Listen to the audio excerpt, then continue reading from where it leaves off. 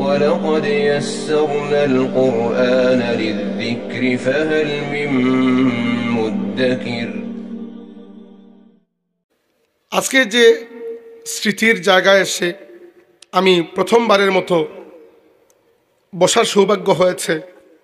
কোনো এক কালে আমার শ্রদ্ধেয় জাদ্দে মোহতারাম হযরত আল্লামা ফুলতুল্লাহ সাহেব কিবলা রহমতুল্লাহি আলাইহি ছাত্র অবস্থায় এই জায়গায় এসে কোরআন শরীফ পড়েছিলেন হযরত আল্লামা আব্দুর রউফ চৌধুরী করমপুরি রহমতুল্লাহি আলাইহির কাছে, এবং এর পরবর্তীতে ফুলতুল্লাহ সাহেব কিবলা রহমতুল্লাহি আলাইহির মাধ্যমে এই খেদমতকে আল্লাহ রাব্বুল আলামিন বিশ্বব্যাপী একটি মকবুল খেদমতে পরিণত করেছেন। এবং আমি খুবই নগণ্য এই ব্যাপারে কথা বলার জন্য, এই ব্যাপারে কথা বলাও আমার জন্য এটা দৃষ্টতার শামিল, কিন্তু বলতে বাধ্য হচ্ছি যে আল্লাহ তাবারাকা ওয়া তাআলা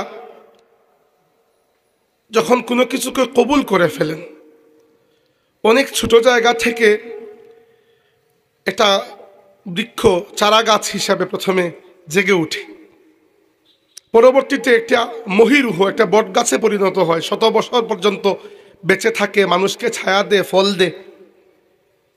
কোরআন শরীফের হয়তো এই খেদমতটি উদাহরণস্বরূপ হাফিজ আব্দুর রউফ চৌধুরী করমপুরি রহমতুল্লাহি তাআলা আলাইহি যখন কোরআন শরীফ পড়ানোর সিলসিলা শুরু করেছিলেন, হয়তো মাদ্রাসাটি খুব ছোট ছিল, আমি তো আর দেখি নাই, কিন্তু আন্দাজ করছি সেই সময় আর কত বড়ই বা হবে, তানটঙ্গি করে। তো ওই সময় হয়তো তিনি একটা চারা গাছ রোপণ করেছেন শুধুমাত্র, কিন্তু একমাত্র আল্লাহ তাবারাকা ওয়া তাআলাই পারেন এরকম মকবুল,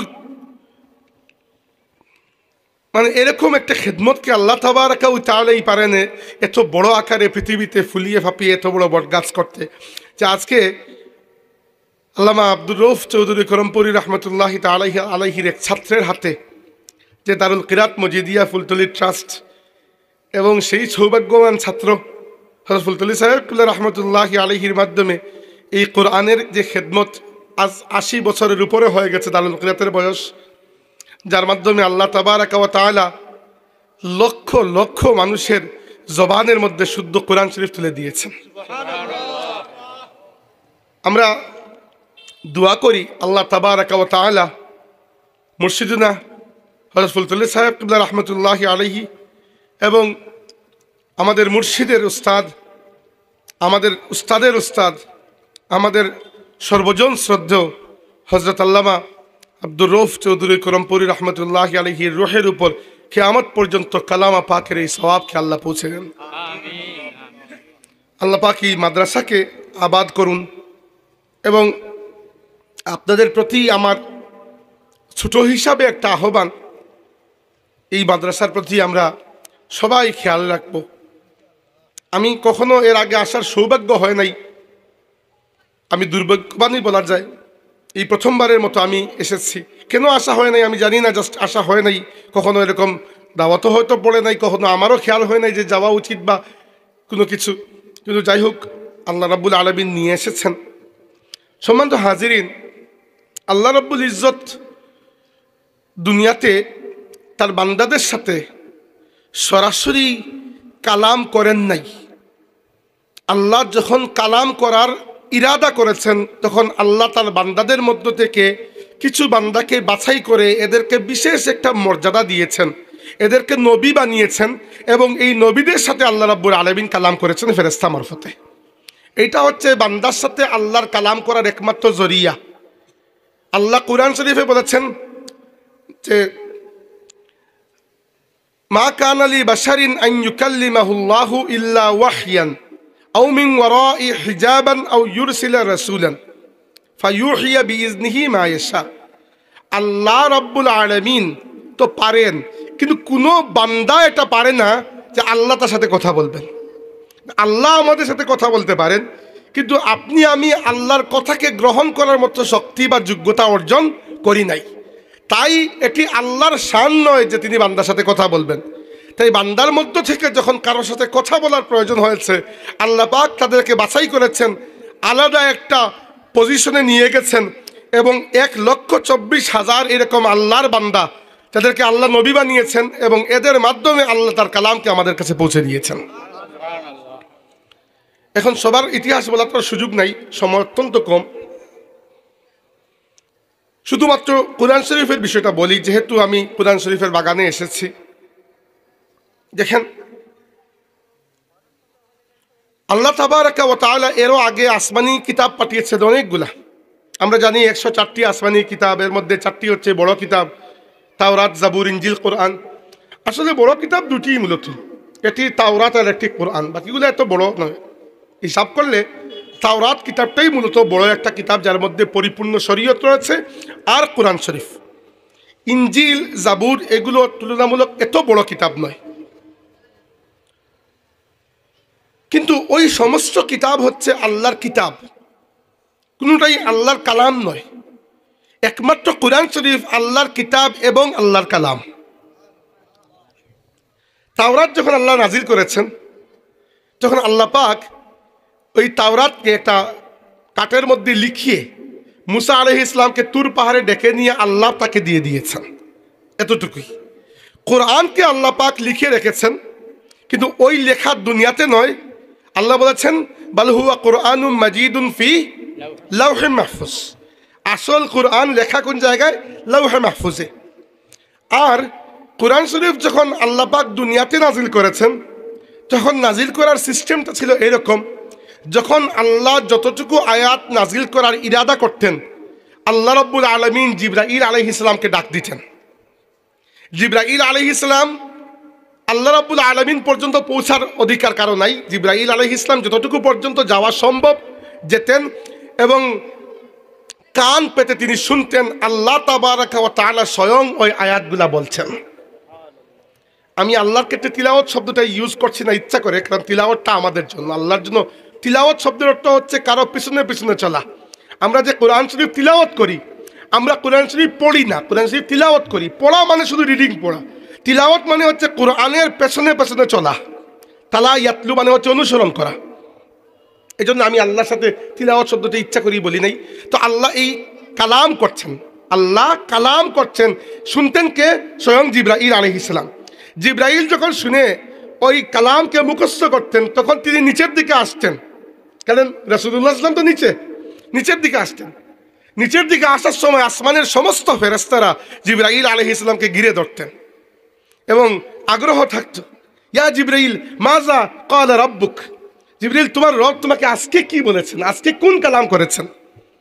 জিবরাইল বলতেন আল হাক্কু ওয়া হুয়াল আলিয়ুল কাবীর। জিবরাইল বলতেন আমার রব সত্য বলেছেন, আমার রব সত্য বলেছেন, আমার রব সর্বোচ্চ এবং সুমহান। কারণ জিবরাইল আলাইহিস সালাম আল্লাহর রাসূলের কাছে দেওয়ার আগে কোরআন শরীফ অন্য কারো কাছে দেওয়ার অনুমতি ছিল না, এমনকি ফেরেশতার কাছেও না। তো জিবরাইলের মুখে শুনে ফেরেশতারাও বলতেন আল হাক্কু ওয়া হুয়াল আলিয়ুল কাবীর। জিবরাইল আলাইহিস সালাম নিচে আসতেন, কখনো একা আসতেন, আর কখনো বিশেষ প্রটোকল দিয়ে, যেমন সূরা ফাতিহা, সূরা আনআম, এইরকম কিছু সূরা নাজিল হওয়ার সময় আল্লাহ পাক আরো হাজারখানিক ফেরেশতার প্রটোকল দিয়ে পাঠিয়েছেন। এসে নাজিল করতেন কোন জায়গায়? আলা কলবিকা, ইয়া রাসূলুল্লাহ আপনার অন্তরের মধ্যে, আপনার কলবের মধ্যে। আল্লাহ রাব্বুল আলামিন জিবরাইলকে দিয়ে কোরআন শরীফ নাজিল করতেন আল্লাহ রাসূলের কলবে আথারের মধ্যে। দেখেন কোরআন শরীফ অত্যন্ত ভারী ফিজিক্যালি। কোরআন শরীফের ওজনটা আল্লাহর কালামের ওজন। আল্লাহ নিজে বলেছেন ইন্না সানুলকি আলাইকা কাওলান সাকিলা, হে রাসূল আমি আপনার প্রতি অচিরেই একটা ভারী কালাম নাজিল করতে যাচ্ছি। এমনকি রাসূল সাল্লাল্লাহু আলাইহি ওয়াসাল্লাম শীতের দিনে যখন ওহী নাজিল হতো, কপাল এবং নাকের উপরে ঘাম জমে যেত। এমনকি রাসূল সাল্লাল্লাহু আলাইহি ওয়াসাল্লাম যখন মাঝে মধ্যে উটের পিঠে বসে আছেন, কোরআন শরীফ নাজিল হয়েছে, দেখা গেছে কোরআন শরীফ নাজিল হওয়ার, ওহী নাজিল হওয়ার ওই ভার ওই প্রাণী সহ্য করতে পারে নাই, উট হাঁটু মুড়ে বসে গিয়েছে কোরআন শরীফের ওজনে। আল্লাহ বলেছেন লাউ আনজালনা হাযাল কুরআন আলা জাবালিল লারাআইতাহু খাশিআম মুতাসাদ্দিআম মিন খাশিয়াতিল্লাহ।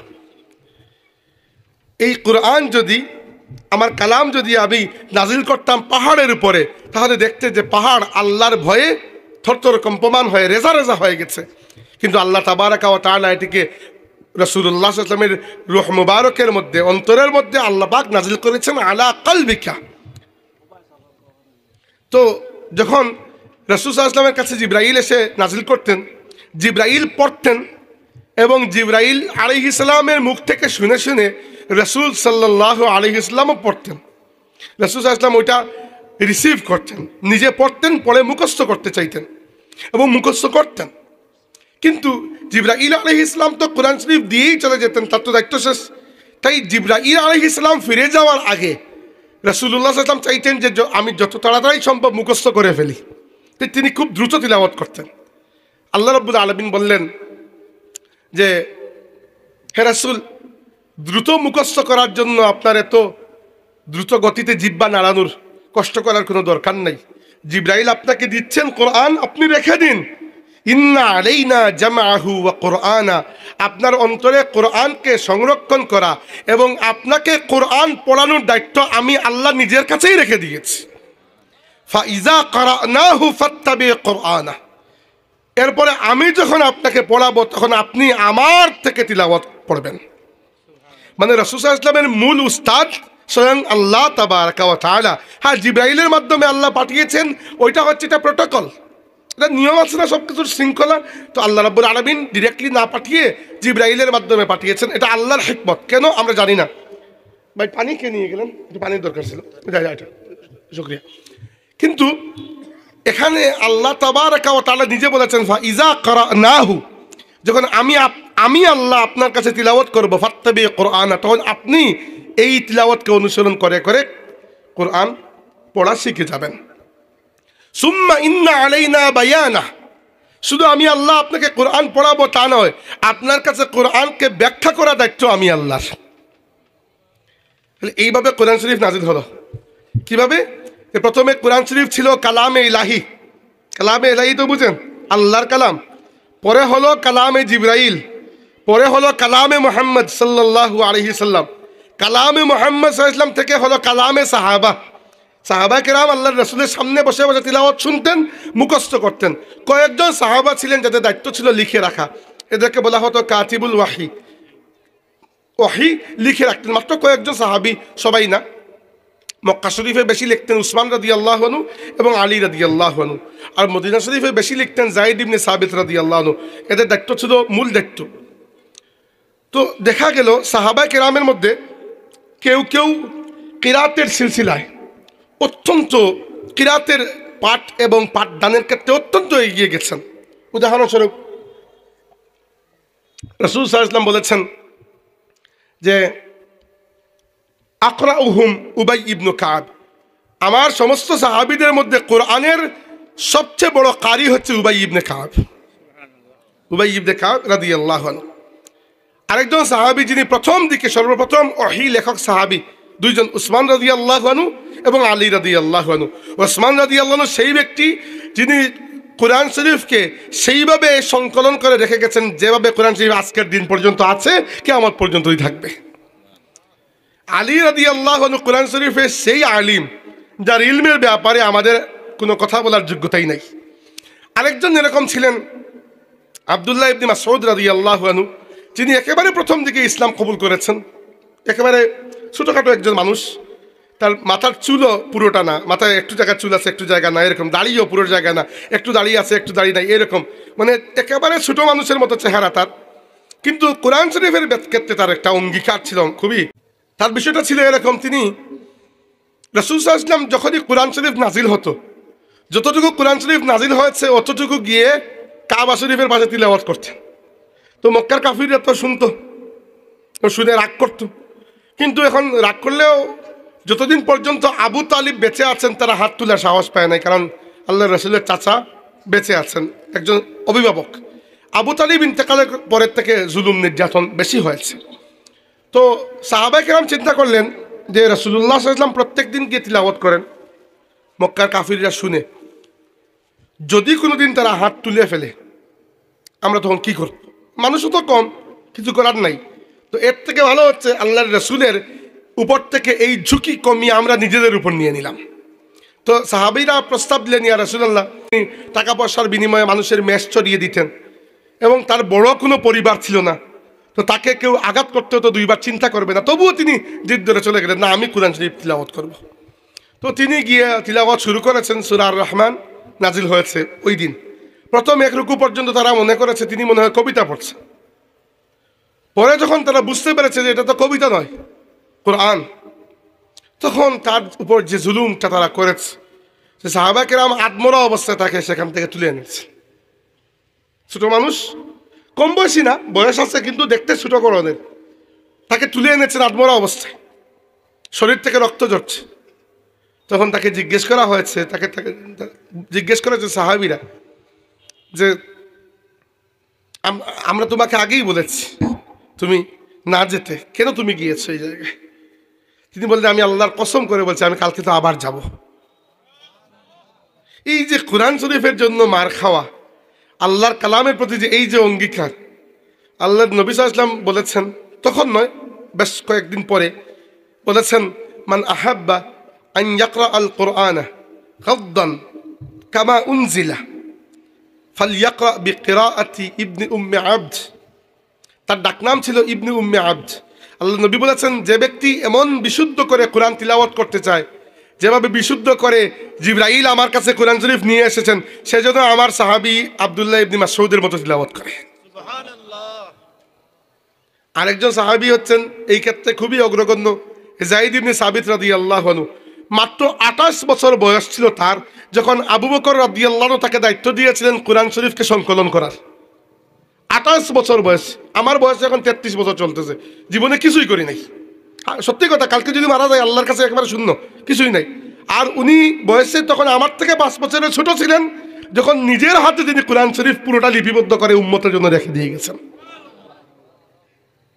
এটার নাম কেন বলছি?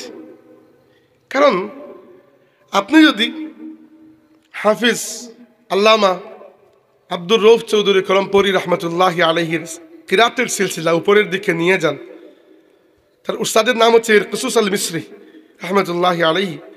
তো এর উপরে যদি নিয়ে যান, যেতে যেতে এক সময় উপরের সিলসিলায় পাবেন গিয়ে পুরো পৃথিবীর কিরাত জগতের সর্বশ্রেষ্ঠ ইমামদের মধ্যে একজন ইমাম হাফস রহমতুল্লাহি আলাইহি। ইমাম হাফস হচ্ছেন সেই কারি যার কিরাত বর্তমান পৃথিবীর 96% মুসলমান তিলাওয়াত করে। ইমাম হাফস রহমতুল্লাহি আলাইহির উস্তাদ হচ্ছেন ইমাম আসিম রহমতুল্লাহি আলাইহি। ইমাম আসিম রহমতুল্লাহ আলাইহির উস্তাদের নাম হচ্ছে ইমাম আবু আব্দুর রহমান আস-সুলামি রহমতুল্লাহি আলাইহি, এবং আরেকজন উস্তাদ হচ্ছেন ইমাম জার ইবনে হুবাইস রহমতুল্লাহ আলাইহি। এরা অনেক বড় বড় ইমাম কিরাতের জগতের। এই যে দুইজন যাদের নাম বললাম, যারা ইমাম আসিমের উস্তাদ, তারা আবার সাহাবায়ে কেরামের ছাত্র।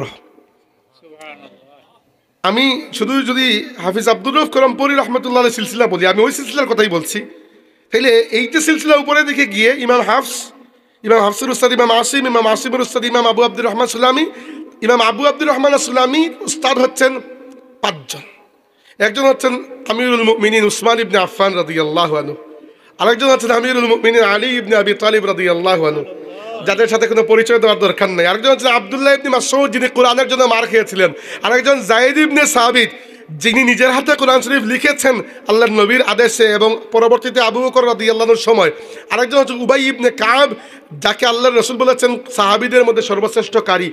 এই 5 জনের মাধ্যমে এই হাফিজ আব্দুর রউফ কলমপুরি রহমতুল্লাহ আলাইহির এই সিলসিলা গিয়ে রাসূল করিম সাল্লাল্লাহু আলাইহি ওয়াসাল্লামের মুবারক হাত পর্যন্ত পৌঁছে গেছে। আর আল্লাহর রাসূলের হাত দিয়ে এই সিলসিলা জিবরাইল আলাইহিস সালামের মাধ্যমে স্বয়ং আল্লাহ তাবারাকা ওয়া তাআলা পর্যন্ত পৌঁছে গেছে। বুঝতে পেরেছেন আমরা কোন জায়গায়? এই জন্য আমি এত আবেগঘন হয়ে পড়েছি। এজন্য কোরআন শরীফকে যে বুঝতে পেরেছে সে জানে যে এই সিলসিলার কত মর্যাদা। এরকম একটা সিলসিলায় আমার মতো নগণ্য মানুষ তো প্রথমত থাকাই উচিত না, কিন্তু এরপরেও আমি লোভী মানুষ আছি এজন্য যে কাল কিয়ামতের ময়দানে যদি এইরকম মহাত্মা পুণ্যাত্মা মানুষ যারা আছেন, যারা নিজের ইমান আমল দিয়ে এমনিতেই জান্নাতে যে চলে যাবেন, তাদের সিলসিলার যদি আমরা থাকি, আর উদাহরণস্বরূপ সাহাবায়ে কেরাম, এই 5 জন সাহাবীর নাম বললাম, এবং এই যে সিলসিলা, এরকম একটা সিলসিলা যদি আমরা থাকি, আর তারা যদি আমাদেরকে সাথে টান দিয়ে নিয়ে যান, এটাই আমাদের জন্য অনেক বড় পাওয়া হবে। তো এজন্য সম্মানিত হাজিরিন, আমি এই সিলসিলার কথাটি উল্লেখ করলাম। সাহাবায়ে কেরামের নাম আরও বলতাম, বিশেষ করে এই 5 জনের নাম এজন্য বললাম, এই 5 জন আমাদের সিলসিলায়। আর হাফিজ আব্দুল রউফ করমপুরি রহমতুল্লাহি আলাইহির কথাটি বিশেষ করে এজন্য বলছি, কারণ তিনি আমাদের সবার উস্তাদ, উস্তাদের উস্তাদ বা তারও উস্তাদ। অন্ততপক্ষে 3-4 সিলি গেলে তো তাকে আমরা পাবোই। এবং এই সিলসিলাতুল জাহাব, এই স্বর্ণালী সিলসিলা, যে সিলসিলাটি ফুলতলি সাহেব রহমতুল্লাহি আলাইহি কাউন্ট করতেন, মানে ফুলতলি সাহেবের সিলসিলা তো 3টা কিরাতের। ফুলতলি সাহেব রহমতুল্লাহি প্রথম উস্তাদ হচ্ছেন তার মুর্শিদ মৌলানা আবু ইউসুফ মোহাম্মদ ইয়াকুব বদরপুরি রহমতুল্লাহ আলী। দ্বিতীয় উস্তাদ হচ্ছেন আল্লামা আব্দুর রউফ চৌধুরী করমপুরি রহমতুল্লাহ আলী। আর 3 নম্বর উস্তাদ হচ্ছেন শেখ আহমদ হিজাজি মাক্কি রহমতুল্লাহ আলী। কিন্তু কিরাতের যে সিলসিলা আমরা উপরের দিকে গণনা করি, এই সিলসিলা ফুলতলি সাহেবের দ্বিতীয় উস্তাদ আল্লামা আব্দুর রউফ করমপুরি রহমতুল্লাহ আলীর সিলসিলা। বাকি সিলসিলাগুলো আছে, কিন্তু নর্মালি যখন আমরা গুনি, সামনের দিকে আমরা যাই, মাঝে মধ্যে তো বলি না মানুষকে, তো মাঝে মধ্যে উদাহরণস্বরূপ আমি যখন মাঝে মধ্যে বেটাগিরি করে আমার বউকে বলি, জানো আমি কোন কিরাতের সিলসিলা, তখন আমার মুখস্থ এই সিলসিলা। এই জন্য বোঝাতে যাচ্ছি এইটা যে গুনার সময় আমরা এইটাই গুনি। এজন্য কারণ এই সিলসিলার নামই আমাদের কাছে বেশি লেখা আছে। বাকি সিলসিলাগুলোও আল্লাহ রাসূল পর্যন্ত পৌঁছেছে। কুরআন শরীফ তো আপনি মুখস্থ বানিয়ে নিয়ে আসতে পারবেন না। অতএব মনে রাখবেন একটা কথা, এই যে মাদ্রাসার বাচ্চারা তোমরা যে বসে এখানে পড়ছো, আলহামদুলিল্লাহ রাব্বিল আলামিন, এই আলহামদুলিল্লাহ রাব্বিল আলামিন তোমাদেরকে যে উস্তাদ শিখাচ্ছেন, ওই উস্তাদের একজন উস্তাদ আছেন, ওই উস্তাদের আরেকজন উস্তাদ আছেন, ওই উস্তাদের আরেকজন উস্তাদ আছেন, ওই উস্তাদের হয়তো উস্তাদ হচ্ছে না আল্লামা আব্দুর রউফ করমপুরি রহমতুল্লাহ আলাইহি। এইভাবে এই সিলসিলাটি তুমি যদি আলহামদুলিল্লাহ রাব্বিল আলামিন পড়ছো, এটি সেই অবিচ্ছিন্ন সনদে বর্ণিত হয়েছে, যে অবিচ্ছিন্ন সনদের মাধ্যমে আল্লাহ তাবারাকা ওয়া তাআলার কালামে পাক জিবরাইল আমিনের মাধ্যমে রাসূলুল্লাহ সাল্লাল্লাহু আলাইহি ওয়াসাল্লাম হয়ে সাহাবায়ে কেরাম হয়ে তোমার কাছে এসে পৌঁছে গেছে। আল্লাহু আকবার।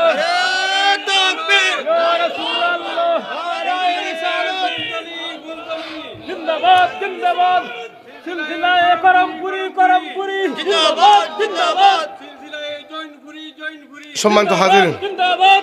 সম্মানিত হাজিরিন, যেটি বলছিলাম যে আল্লাহ তাবারাকা ওয়া তাআলা ওমর করে রাখেন এরকম মানুষকে যারা আল্লাহর কালামের জন্য কোনো একটা খেদমত করেছেন।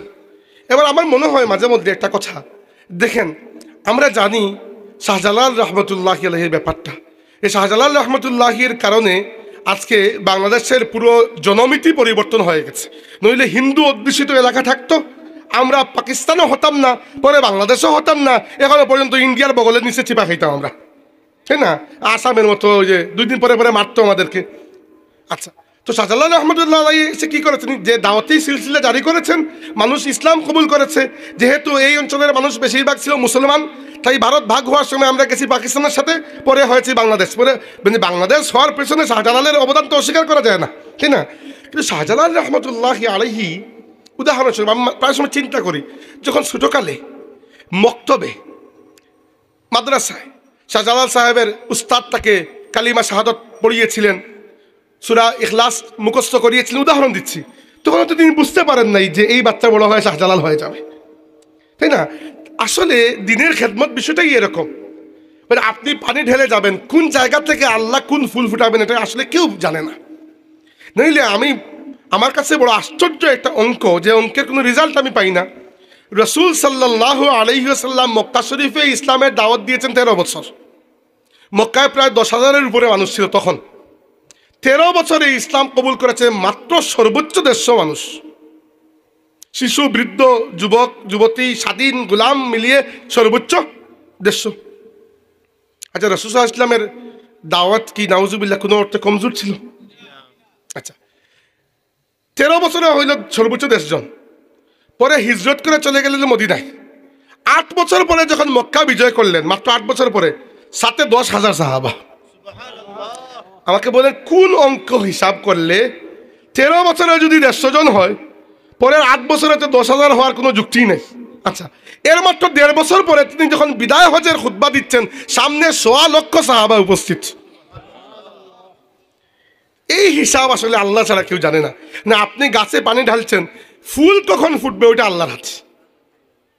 নবীদের মধ্যে কত নবী আছেন আমরা হাদিসে পাই রাসূল করিম সাল্লাল্লাহু আলাইহি ওয়াসাল্লাম বলেছেন, মেরাজের রাতে আমাকে বিভিন্ন নবীদের উম্মত দেখানো হলো। আমি দেখলাম কোন নবীর উম্মত 40 জন, কোন নবীর উম্মত হাতে গোনা যায়, কোন নবীর পুরো উম্মত মাত্র 3 জন, কোন নবীর উম্মত 2 জন, কোন নবীর উম্মত 1 জন, কোন নবীর কোনো উম্মতই নেই, উম্মত হয় নাই। এরকমও তো নবী ছিলেন, তাই না?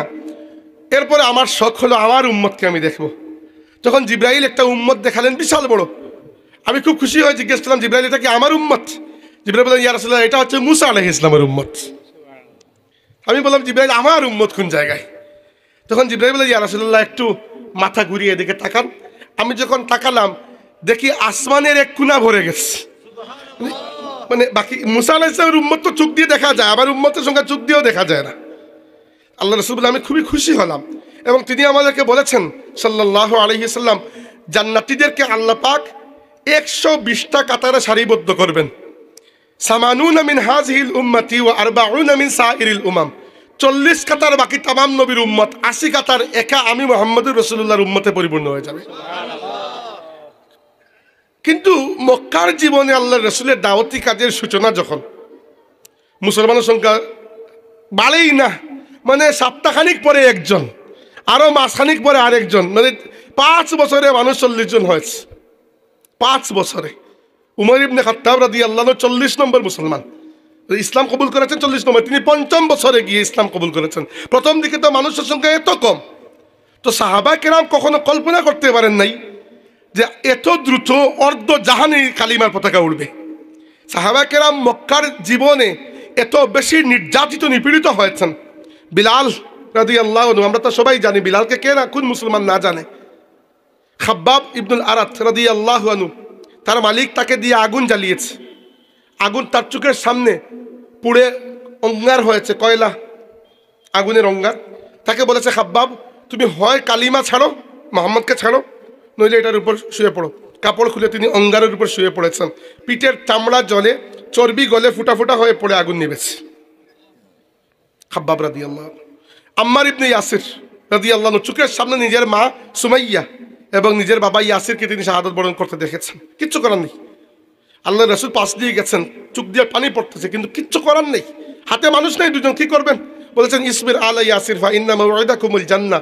ইয়াসিরের পরিবার সবর করো, আমি তোমাদের জন্য জান্নাতের জিম্মাদারি নিচ্ছি। দুনিয়াতে কিছু করতে পারছি না, জান্নাতের জিম্মাদারি নিচ্ছি। এরপরে আব্দুল্লাহ ইবনে মাসউদ, যাকে কুরআন শরীফের জন্য মারা হলো, প্রহার করা হলো। সুহাইব আর রুমি রাদিয়াল্লাহু আনহু বড় দরিদ্র ছিলেন, মক্কা শরীফে এসে ব্যবসা শুরু করেছেন। রোমান দেশের মানুষ ভালো করে আরবিও বলতে পারতেন না, বলতে পারতেন একটু ভাঙ্গা ভাঙ্গা আরবি আর কি। তো ব্যবসা করে বড় ধনী হয়েছেন।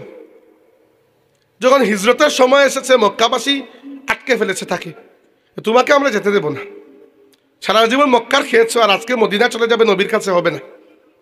তিনি বলেছেন, দেখো ভাই, আমাকে আটকে রেখে তো কোনো লাভ নাই, আমি বিরুদ্ধ মানুষ, কোনো কাজে তো তোমার লাগবো না, কোনো একটা লেনদেন করে ফেলো, বিনিময় নিয়ে আমাকে ছেড়ে দাও। তারা বলেছে, জেনতেন বিনিময় হলে হবে না, জীবনে যা কিছু কামিয়েছো সব দিয়ে দিলে আমরা ছেড়ে দেব। তিনি বলেছে, ঠিক আছে, আমার জীবনে আমি যা টাকা পয়সা কামিয়েছি সব মক্কায় অমুক জায়গায় রেখে আছে, তোমরা নিয়ে যাও, এর বিনিময়ে আমাকে আমার নবীর কাছে যেতে দাও। সব রেখে দিয়েছে, একটা উট পর্যন্ত সাথে দেয় নাই, হেঁটে হেঁটে মদিনা শরীফে শরীফ নিয়েছে। তিনি যাওয়ার পরে রাসূল সাল্লাল্লাহু আলাইহি ওয়াসাল্লাম বললেন, সুহাইব, জীবনেতে অনেক ব্যবসাপাতি করেছো, কিন্তু এইমাত্র আসার পথে যে লেনদেন করে আসলে, এইটা বড় ফায়দাজনক লেনদেন করেছো। তিনি বললেন, ইয়া রাসূলুল্লাহ, কীরকম? তখন রাসূল সাল্লাল্লাহু আলাইহি ওয়াসাল্লাম বললেন, তুমি মদিনায় আসার আগে আল্লাহ তোমার ব্যাপারে কোরআনের আয়াত পাঠিয়ে দিয়েছেন। জিবরাইল এসে আয়াত বলেছেন, আল্লাহ রাব্বুল আলামিন বলেছেন, وَمِنَ النَّاسِ مَنْ يَشْرِي نَفْسَهُ ابْتِغَاءَ مَرْضَاتِ اللَّهِ وَاللَّهُ رَءُوفٌ بِالْعِبَادِ। মানুষের মধ্যে কিছু মানুষ আছে যারা আল্লাহর সন্তুষ্টির জন্য নিজেদের জীবনটাকে বিক্রি করে দিয়ে দেয়, আর আল্লাহ তার এই বান্দাদের প্রতি বড়ই মেহেরবান। তো এই সাহাবায়ে কেরাম মক্কার জীবনে আল্লাহর রাসূলের কাছে যখন যেতেন, কারো হাত ভাঙ্গা, মুখ দিয়ে রক্ত পড়ছে, কারো মাথা ফাটা, কারো অবস্থা খারাপ, কাফিররা এইরকম টর্চার করতো। বিলাল রাদিয়াল্লাহু আনহুর মুনিব যে উমাইয়া, সে বিলাল রাদিয়াল্লাহু আনহুর গলার মধ্যে দড়ি বেঁধে রাস্তায় কিছু ছেলেরা থাকে না, রাস্তার ছেলে টাইপের, এদেরকে নিয়ে দিয়ে বলতো যে তোমরা এর সাথে যা ইচ্ছা করো। এরা গলায় দড়ি দিয়ে বেঁধে রাস্তায় টেনে হিঁচড়ে নিয়ে যেত বিলাল রাদিয়াল্লাহু আনহুকে। তার বুক থেকে পিঠ থেকে রক্তর ছিটা ছিটা রাস্তায় লেগে থাকতো, এবং বিলাল রাদিয়াল্লাহু আনহুর জবান থেকে একটাই কথা বের হতো। বিলালকে উমাইয়া বলতো, বিলাল শুনো, আমি তোমাকে অপশন দিচ্ছি, মুহাম্মদ সাল্লাল্লাহু আলাইহি ওয়াসাল্লামকে ছাড়া লাগবে না, আল্লাহকেও ছাড়া লাগবে না, কুলিল লাতা ওয়াল উজ্জা, একবার শুধু লাত এবং উজ্জার নামটা বলে দাও, ছেড়ে দেবো। একবার খালি বললেই হবে, আর কিছু লাগবে না। তিনি বলতেন একটাই কথা, আহাদুন আহাদ, না আল্লাহ এক। উমর ইবনে খাত্তাব রাদিয়াল্লাহু আনহু তাকে জিজ্ঞেস করেছিলেন যে ভাই বিলাল, যখন তোমাকে মক্কায় নির্যাতন করা হতো, জুলুম করা হতো, তুমি আল্লাহর একটা নাম ধরেই ডাকতে, আহাদুন আহাদুন আহাদ, আর কোনো নাম ধরে কেন ডাকতে না? বিলাল রাদিয়াল্লাহু আনহু বলেছিলেন যে আমিরুল মুমিনিন, আমি তখন আল্লাহর শুধু ওই একটা নামই পারতাম, আর কোনো নাম পারতামই না। মানে কত সিম্পল, চিন্তা করেন, তিনি বড় কোনো আল্লাহ বা কোনো ডিগ্রি কিচ্ছু নাই, ইমান এতটুকু যে আল্লাহর একটা নামই পারতেন, ওই নামের জন্য জীবন প্রায় কুরবানি করতে চলেছিলেন। আবু বকর রাদিয়াল্লাহু আনহু সে তাকে কিনে আল্লাহ রাসূলের কাছে এসে মুক্ত করে দিয়েছেন। তো এইরকম সাহাবায়ে কেরাম এসে জিজ্ঞেস করতেন, নীলা মাথা ইয়া রাসূলুল্লাহ, ইয়া রাসূলুল্লাহ, আর কতদিন এভাবে সময় কাটবে, আর এভাবে কতদিন সহ্য করবো? রাসূল সাল্লাল্লাহু আলাইহি ওয়াসাল্লাম বলতেন, তোমরা অধৈর্য হয়ো না, একটা দিন আসবে আরবের এক প্রান্ত থেকে এক মহিলা উঠে চড়ে অন্য প্রান্তে যাবে, কিন্তু সে আল্লাহ ছাড়া কাউকে ভয় করবে না। দুনিয়াতে এরকম শান্তি তোমাদের মাধ্যমে আল্লাহ বাস্তবায়ন করবেন। রাসূল সাল্লাল্লাহু আলাইহি ওয়াসাল্লামের ইন্তেকালের মাত্র 13 বছরের মধ্যে, ওকে ম্যাক্সিমাম 15 বছরের মধ্যে রোমান এবং পার্সিয়া, তৎকালীন যুগের, বর্তমানে যেরকম আমেরিকা, রাশিয়া, ইউরোপ এরকম বড় বড় শক্তি, তৎকালীন যুগের সবচেয়ে বড় দুইটা সুপার পাওয়ার ছিল রোমান সাম্রাজ্য এবং পার্সিয়ান সাম্রাজ্য। দুইটাকেই সাহাবায়ে কেরাম হাঁটু মুড়ে বসিয়ে দিয়েছিলেন। অর্ধ পৃথিবীতে ওমর ইবনে খাত্তাব রাদিয়াল্লাহু আনহুর যুগে ইসলামের পতাকা উড়েছিল, অর্ধ পৃথিবীতে। আল্লাহ রাসূল দুনিয়া থেকে বিদায় নেওয়ার মাত্র 15 বছরের মধ্যে। কেউ কল্পনা করতে পেরেছে যে নবী সাল্লাল্লাহু আলাইহি ওয়াসাল্লাম নিজের মাতৃভূমিতে থাকতে পারেন নাই, বাধ্য হয়েছেন হিজরত করতে? সেই রাসূলুল্লাহ সাল্লাল্লাহু আলাইহি ওয়াসাল্লাম দুনিয়া থেকে বিদায় নেওয়ার মাত্র 15 বছরের মধ্যে তার সাহাবায়ে কেরাম অর্ধ পৃথিবীকে আল্লাহর কালিমার পতাকার নিচে নিয়ে এসেছেন। বলছিলাম এজন্য, আমার খালি কথাগুলো মনে হচ্ছে এজন্য যে আসলে কোনো খেদমত শুরু করার সময় বোঝা যায় না আসলে যে এটা সামনের দিকে কত দূর যাবে।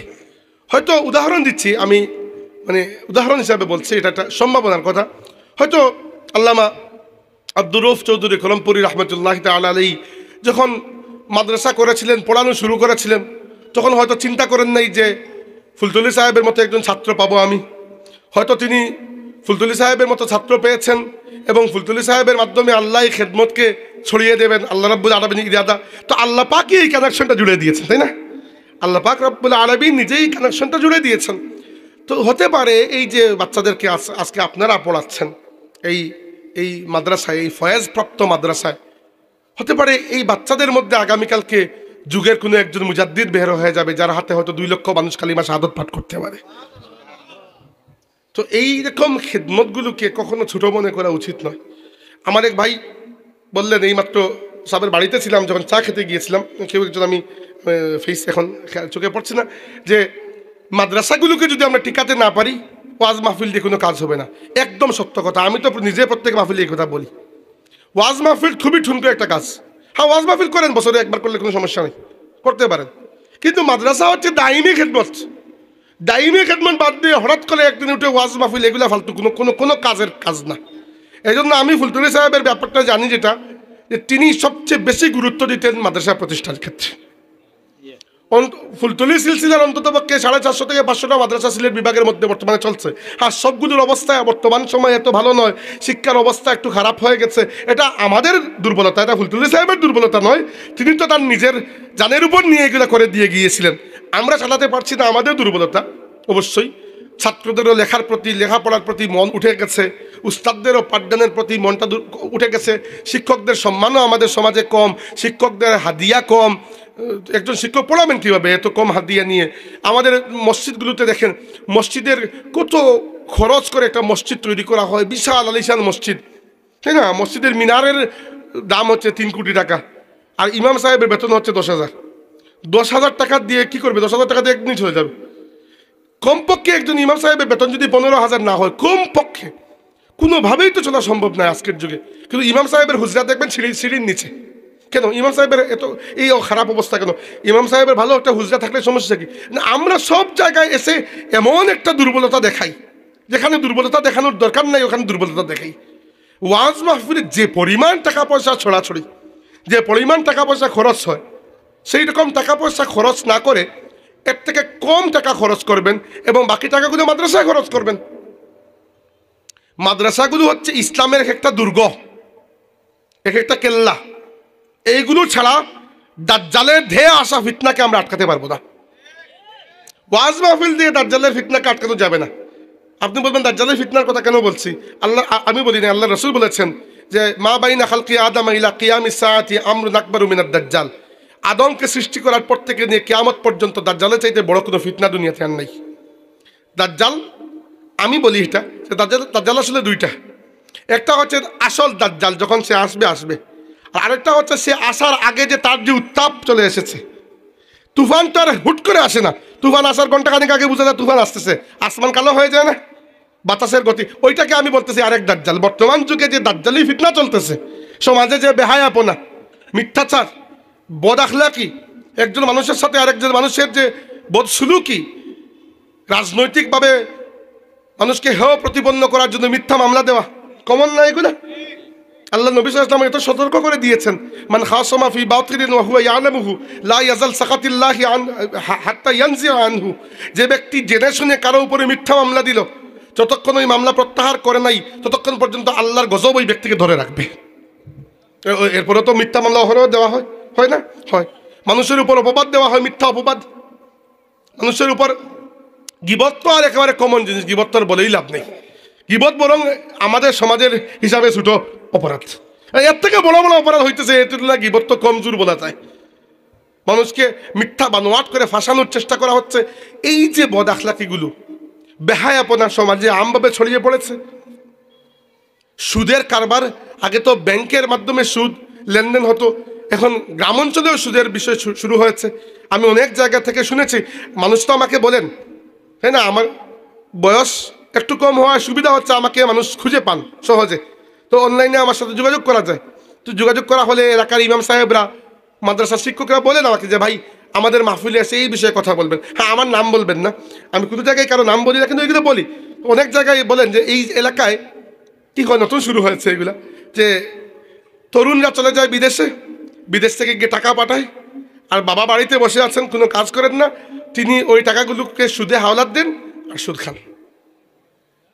এগুলা সিলেট বিভাগের বিভিন্ন উপজেলায় বর্তমানে খুবই কমন চলতেছে।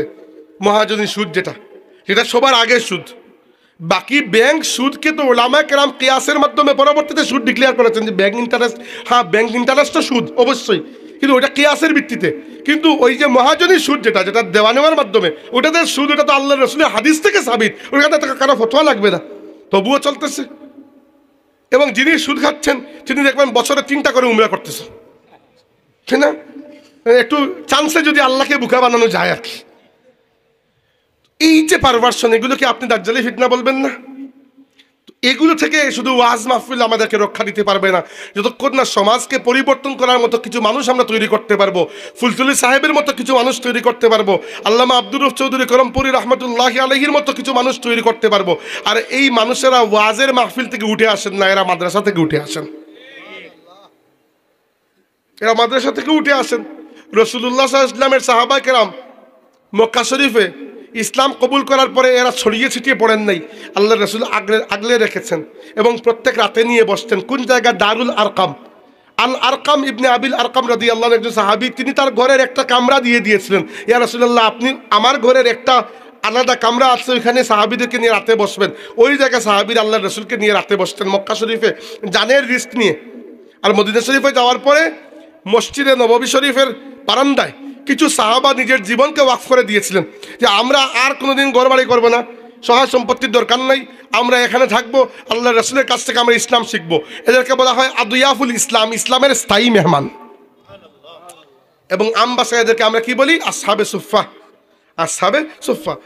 আসহাবে সুফা বলি কারণ এরা বারান্দা থাকতেন, আর এদের কিতাবে এদের নাম হচ্ছে আদিয়াফুল ইসলাম, ইসলামের স্থায়ী মেহমান। এবং এরা কারো কাছে হাত পাততেন না। আল্লাহ নবী সাল্লাল্লাহু আলাইহি ওয়াসাল্লাম এক লুকমা খাবার খেলে এদের সাথে ভাগ করে খেতেন। এদের সংখ্যা কখনো 20-25 জন, কখনো 40, কখনো 70-এর উপরে উঠে যেত, কম বেশি হতে থাকতো। এদের একটা ঘটনা বলে শেষ করছি, কারণ আপনাদের মনে হতে পারে যে মাদ্রাসা এখনো ছোট, এইটা সেটা, এইগুলা কখনোই মনে করবেন না। আল্লাহ রাব্বুল আলামিনের জন্য এটা কোনো বাঈদ, কোনো দূরবর্তী বিষয় নয়। আল্লাহ হয়তো এমন একটা সহযোগিতা পাঠাবেন যে সহযোগিতায় হুট করেই সব কিছু সমাধান হয়ে যাবে। ওয়ালিল্লাহি খাযাইনুস সামাওয়াতি ওয়াল আরদ, আল্লাহর কাছে আসমান জমিনের খাজানা। আমরা অবশ্যই সহযোগিতা করব, দোয়া করব, সব কিছু করবো, কিন্তু মন হারাবেন না যে আমাদের মাদ্রাসা এখনো ছোট বা ইত্যাদি, এগুলা কোনো ভাবার বিষয়ই নয়। আপনারা যেখানে থাকবেন আলো জ্বালাবেন। এমন অবস্থা ছিল আসহাবে সুফফার। সহিহ বুখারী শরীফের হাদিস, আবু হুরায়রা রাদিয়াল্লাহু আনহু বলেছেন যে রাসূল সাল্লাল্লাহু আলাইহি ওয়াসাল্লামের সাহাবীদের মধ্যে যারা আহলে সুফফা, মানে বারান্দায় থাকতেন, এদের মধ্যে আমি স্থায়ী সদস্য না, আবু হুরায়রা স্থায়ী সদস্য। আবু হুরায়রা রাদিয়াল্লাহু আনহু তার আম্মার সাথে তার বড় মহব্বত ছিল। যতদিন আম্মা ইন্তেকাল করেন নাই তিনি আম্মার খেদমতি করতেন, বিয়েও করেন নাই। তার আম্মা ইন্তেকালের পরে তিনি বিয়ে করেছেন, নিজের সংসারে চিন্তা করেছেন। তো তিনি আহলে সুফফার সদস্য ছিলেন। তিনি বলেছেন যে একদিন এমন অবস্থা, 2 দিন যাবত আমাদের পেটের মধ্যে কোনো খাবার পড়ে নাই। পেটের ক্ষুধায় আমি উপর হয়ে মসজিদে শুয়ে আছি। যে যায় পাশ দিয়ে তার সাথে একটু গল্প করি, যে গল্পের ছেলে যদি উনি আমাকে সাথে নিয়ে যান, কিছু খাবার দেন, কিন্তু সবাই গল্প করে চলে যান, খাবার আর কেউ দিতে দেখি না। এই সময় রাসূল সাল্লাল্লাহু আলাইহি ওয়াসাল্লাম আসলেন হাতে 1 পেয়ালা দুধ নিয়ে, এবং এসে বললেন যে আবু হুরায়রা দুধ খাবে? তখন আমি বললাম, ইয়া রাসূলুল্লাহ, অবশ্যই দুধ পেলে এই সময় তো খুবই ভালো হয়। তখন রাসূল সাল্লাল্লাহু আলাইহি ওয়াসাল্লাম বললেন, আসো। আমি গেলাম এবং মনে মনে চিন্তা করলাম যে মাশাআল্লাহ, আমার মানে জানটা রক্ষা করার জন্য 1 গ্লাস দুধ তো পাওয়া গেল। রাসূল সাল্লাল্লাহু জিজ্ঞেস করলেন যে আহলে সুফফায় কয়েকজন মানুষ আছে? তিনি বলে, ইয়া রাসূলুল্লাহ, মানুষ 40-50 জনের মতো হবে। বলেন, যাও সবাইকে নিয়ে আস। আবু হুরায়রা রাদিয়াল্লাহু বললেন যে এখন তো আমি বিপদে পড়ে গেলাম, কারণ 40-50 জন মানুষ, 1 পেয়ালা দুধ, এখন তো দেখা যাচ্ছে যে 1 ফুটাও বাগে পড়বে কিনা। তো আল্লাহ নবী সাল্লাল্লাহু বলেছে এখন তো কিছু করার নাই, তিনি নিয়ে আসলেন সবাইকে। অবস্থাটা চিন্তা করুন, আল্লাহ নবীর মাদ্রাসার অবস্থাটা চিন্তা করুন, এটা রাসূলুল্লাহ মাদ্রাসা। তখন সবাইকে বসানো হলো। আল্লাহ নবী সাল্লাল্লাহু বললেন, আবু হুরায়রা দুধ পান করানো শুরু করো। ডান দিক থেকে তিনি দুধ পান করানো শুরু করলেন। 2-3 জন দুধ পান করার পরে তিনি দেখলেন যে গ্লাসের দুধ তো আর কমেই না। তিনি বুঝতে পারলেন যে আল্লাহর রাসূলের মুআজিজা।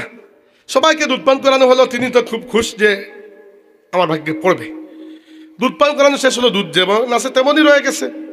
রাসূল সাল্লাল্লাহু আলাইহি ওয়াসাল্লাম বললেন, এবার তুমি আসো, আমার সামনে বসো। বসলেন, ডাক দিয়ে বললেন, আবু হির। সংক্ষেপে আবু হির ডাকতেন মায়া করে। তিনি বললেন, লাব্বাইক ইয়া রাসূলুল্লাহ। বলে, দুধ খাও। দুধ পান করলেন। তিনি বললেন যে আমি একেবারে পেট ভরে দুধ পান করলাম। রেখে দিয়েছে গ্লাস। বললেন, আরেকটু খাও। তিনি বললেন, আমি আরেকটু খেলাম, এবার পুরো মানে ফিটের উপরে ফিট, পেট পুরো ভরে গেছে। রেখে দিলাম। বললেন, না আরেকটু খাও। আমি কষ্ট করে আরেকটু খেলাম, মানে এতটুকু যে মুখ খুললেই পড়ে যাবে, এতটুকু দুধ আমার ভেতরে ঢুকেছে। আমি আবার রেখে দিয়েছি। রাসূল সাল্লাল্লাহু আলাইহি ওয়াসাল্লাম বললেন, আরেকটু খাও। আমি বললাম, ইয়া রাসূলুল্লাহ, যে আল্লাহ আপনাকে নবী বানিয়ে পাঠিয়েছেন সেই আল্লাহর কসম করে বলছে আমার পেটে আর কোনো জায়গা নাই খালি দুধ খাওয়ার মতো। তখন রাসূল সাল্লাল্লাহু আলাইহি ওয়াসাল্লাম বললেন, তাহলে এবার গ্লাস আমার কাছে দাও। আমি গ্লাস আল্লাহর রাসূলের কাছে দিলাম। রাসূল সাল্লাল্লাহু আলাইহি ওয়াসাল্লাম পান করলেন এবং দুধ শেষ হয়ে গেল। এইটার নাম হচ্ছে বরকত। এই যে বরকত বলি আমরা, হায়াতে বরকত দাও, ইলিমে বরকত দাও, আমলে বরকত দাও, মানে এর নাম বরকত। বরকত মানে এই নয় যে আপনি 10 টাকা রেখেছেন ডয়ারে, পরের দিন 20 টাকা হয়ে যাবে, না। বরকত মানে হচ্ছে এই 10 টাকা দিয়ে আল্লাহ 200 টাকার কাজ করিয়ে দেবেন। তো এই বরকতের উপর ভরসা রাখুন। আল্লাহর বরকতের কোনো সীমা নাই, কোনো শেষ নাই। আল্লাহ পাক এই মাদ্রাসাকে এই বৃহত্তর এলাকার জন্য এটা আলোকবর্তিকা হিসাবে কবুল করে আমরা বলি আমিন।